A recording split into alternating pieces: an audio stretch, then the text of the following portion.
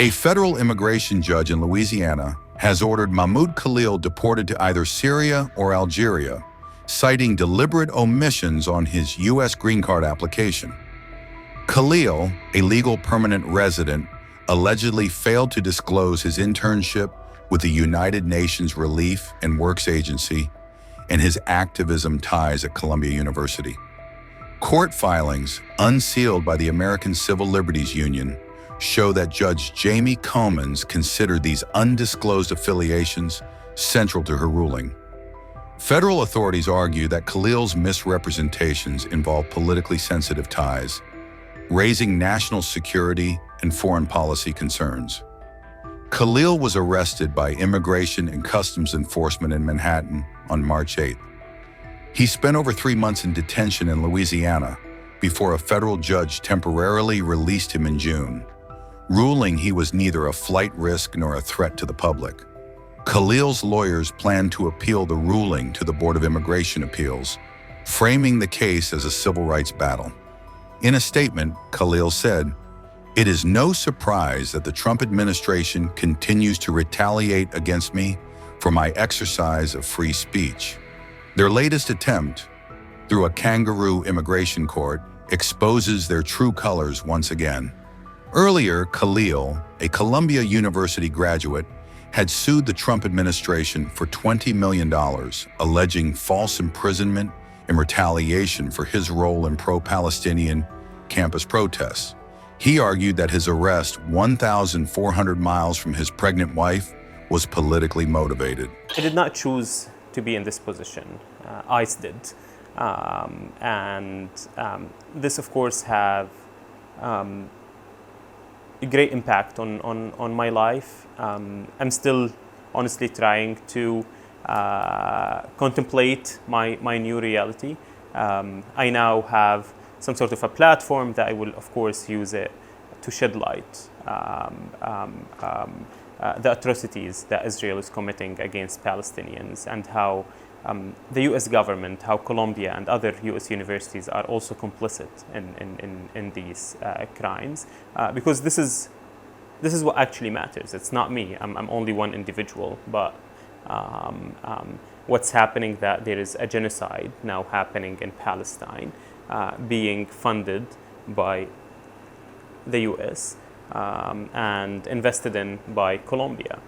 Meanwhile, the Department of Homeland Security dismissed Khalil's claims as absurd, accusing him of promoting hate.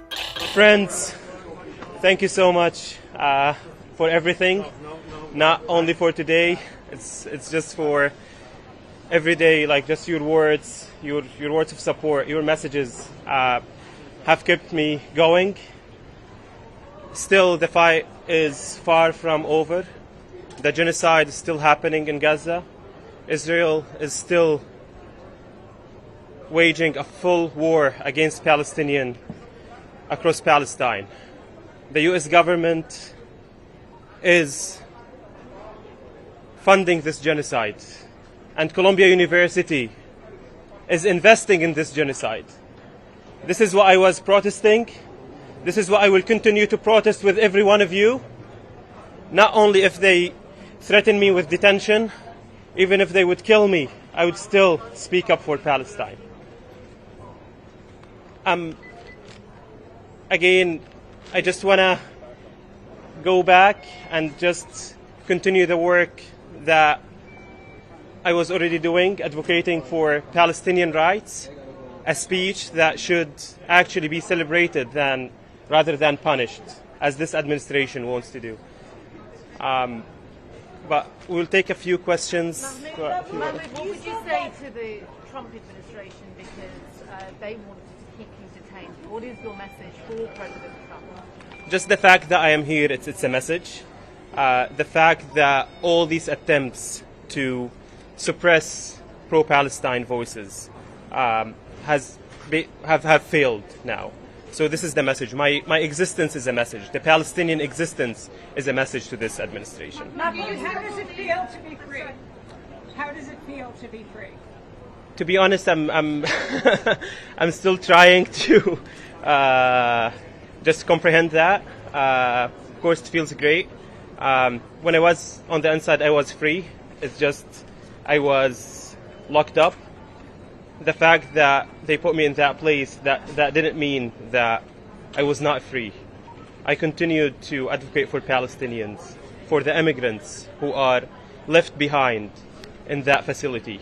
That 1,200 men who, all of them, are incredible men, who the Trump administration are trying to portray as whether criminals or just like illegals, as they say. And as I said yesterday, whether you are a citizen, an immigrant, anyone on this land, you're not illegal. That doesn't make you less of a human. And this is what the administration is trying to do, to dehumanize me, to dehumanize the immigrants, to dehumanize anyone who actually does not agree with what the administration is doing. You tell us when you apply, hi, I'm trying to get into the United States on a student visa. I am a big supporter of Hamas, a murderous, barbaric group that kidnaps children, that rapes teenage girls, that takes hostages, that allows them to die in captivity, that returns more bodies than live hostages.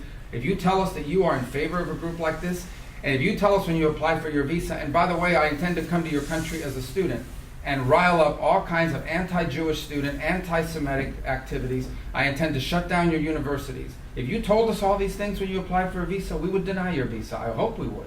If you actually end up doing that, once you're in this country on such a visa, we will revoke it. And if you end up having a green card, not citizenship, but a green card as a result of that visa while you're here in those activities, we're going to kick you out. Meanwhile, Khalil's supporters say that he's being targeted for criticizing U.S. policy on Israel in Gaza's occupation. A federal judge ruled that Khalil cannot be deported, while his lawsuit challenging his detention is heard in another federal court. You tell us when you apply, hi, I'm trying to get into the United States on a student visa. I am a big supporter of Hamas, a murderous, barbaric group that kidnaps children, that rapes teenage girls, that takes hostages, that allows them to die in captivity, that returns more bodies than live hostages. If you tell us that you are in favor of a group like this, and if you tell us when you apply for your visa, and by the way, I intend to come to your country as a student and rile up all kinds of anti-Jewish student, anti-Semitic activities, I intend to shut down your universities. If you told us all these things when you applied for a visa, we would deny your visa. I hope we would. If you actually end up doing that, once you're in this country on such a visa, we will revoke it. And if you end up having a green card, not citizenship, but a green card as a result of that visa while you're here in those activities, we're going to kick you out. It's as simple as that. This is not about free speech. This is about people that don't have a right to be in the United States to begin with. No one has a right to a student visa. No one has a right to a green card, by the way. So when you apply for a student visa, or any visa to enter the United States, we have a right to deny you for virtually any reason. But I think being a supporter of Hamas and coming into our universities and turning them upside down and being complicit in what are clearly crimes of vandalization, complicit in shutting down learning institutions. There are kids at these schools that can't go to class. You pay all this money to these high-priced schools that are supposed to be of great esteem, and you can't even go to class. You're afraid to go to class because these lunatics are running around with covers on their face, screaming terrifying things. If you told us that's what you intended to do when you came to America, we would have never let you in. And if you do it once you get in, we're going to revoke it and kick you out.